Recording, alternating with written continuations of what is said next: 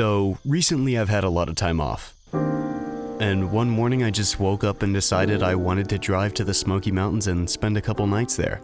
So, I brought the Mamiya along with me to document the trip. On my first morning there, I drove up to the top of the mountains and was treated to some lovely clouds passing through the trees as the sun was rising. I think Ektar and fog is such a nice combo. Ektar's purple cast mixed with the softness of the fog just leads to such a peaceful scene. After a long chat with a few locals, I don't want to insult an Indian, but say that name. I went further up the mountain where I met this guy. This is Herman the German. We had actually met the previous night when I was getting pictures of my headlights in the fog. He saw the camera and struck up a conversation, and as it turns out, he's documenting his trips across the US in his Dodge Caravan. If you're a German-speaking viewer, go check him out. He's an incredibly nice guy. But anyway, I bumped into him on the long walk up to Clingmans Dome, which is an awesome little structure that sits right off the side of the Appalachian Trail. And I got there just before a bunch of clouds hit us.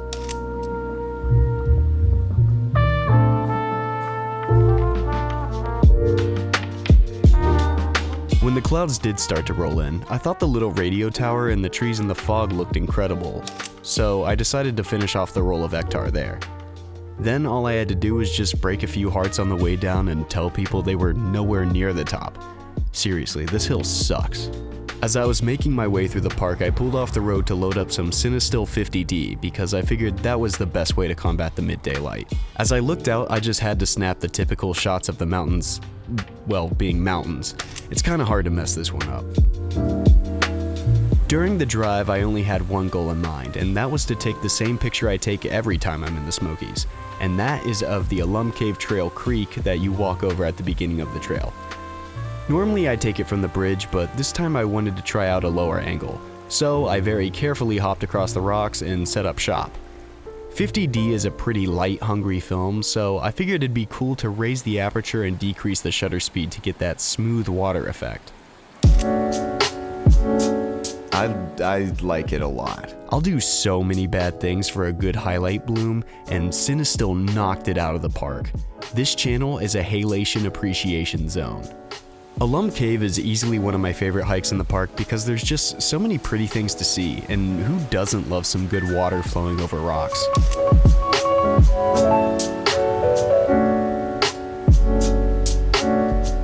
This f***ing shot. It turned out so mediocre, but I was sitting there for 30 minutes because either a cloud would block the sun and take away everything interesting about the lighting, or the second the sun would come out, a whole group of hikers would pass through until the sun went away again. So I just sat there eating trail mix until I got so fed up, I just took it and left. Anyway, there's a long story for a boring picture. As I continued hiking, I got to a nice scenic overlook at the top, but surprisingly I couldn't find any compositions I liked, so I just started making my way back down to hit up a picnic area. A bite on the lizard's got a bite on the snook. That's grotesque. That's right. The picnic area I ended up at also had a stream running through it, so I decided to have another go at a silky water picture. Now, in this one I think I nailed the water effect, but the composition is really nothing special. I wish I spent a little more time finding the perfect position for the camera, but all in all I still think it's interesting enough.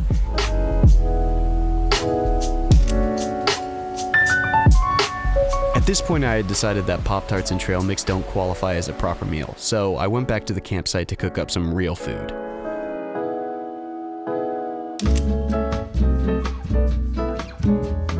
Hello, and welcome to Russell's Campfire Cooking Show. To begin, set your cooktop to start a f***ing fire and put a little water in a receptacle over your recently founded heat source. While the liquid's heating up, transfer 2 arbitrarily sized scoops of brown material from a large container to a smaller one. In the time it takes you to figure this out, the water should be hot enough to harm you, but in a cute, bubbly kind of way. Remove from heat and transfer a quantity of water to the small container with brown matter. Now don't touch it. For 4 minutes. As you're being patient, little campers, go ahead and throw some dry-ass top-class Japanese cuisine in the remaining water. What's that? Coffee's done. Press that thing. Pour that thing. Stir those noodles. Now just time to plate and Et voilà. After my Michelin star lunch, I lounged around until I remembered there was a ghost town literally half a mile from me called Elkmont. I wrapped up the last shot of 50D and started heading over. When I got to the town, I loaded up with some Kodak Tri-X to capture some black and white goodness.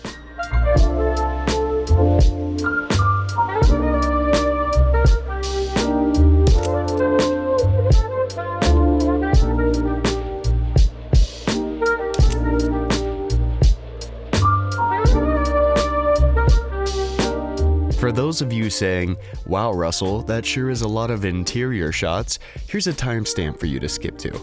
Don't worry, I'll wait. Okay, they're gone. Here's literally the only exterior shot I took of the whole town. Trust me, the outside of the houses were so boring.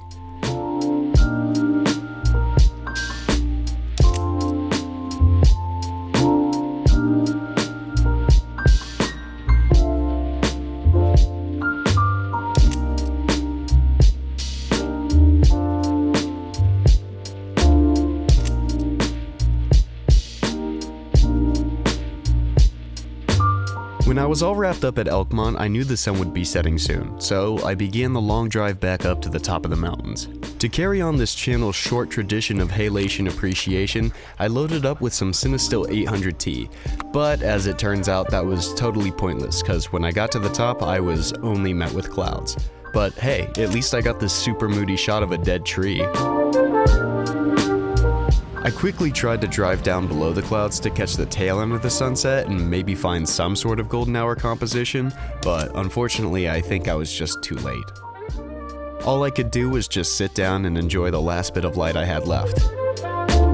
I feel like I've used 800T for literally everything but tungsten light, so I thought it'd be a good idea to head into town and try to photograph some of the buildings. Of course, it only took me about 10 minutes to find a pub.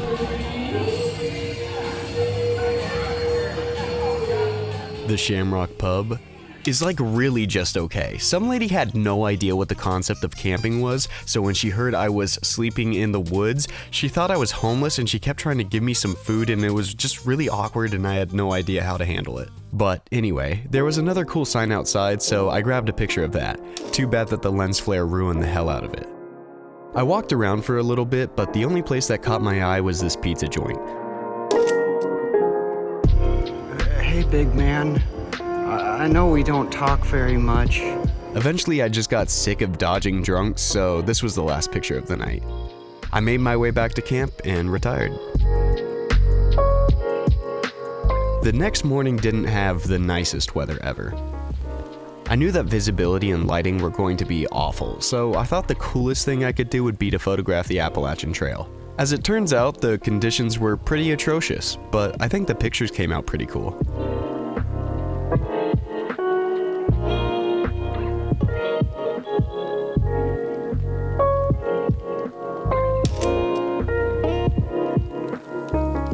You know, it's actually really nice to have this trail pretty much entirely to myself.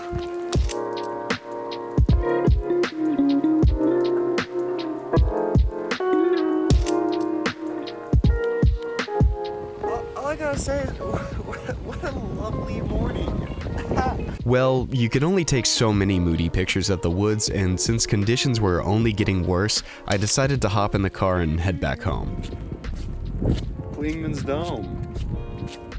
10 out of 10. If you guys made it this far, thank you so much for watching. Make sure to freaking... Please, no. That like button. It really helps the channel grow and find its way to more people. Let me know which image was your favorite in the comments as well. I hope you have a really good day, and until next time.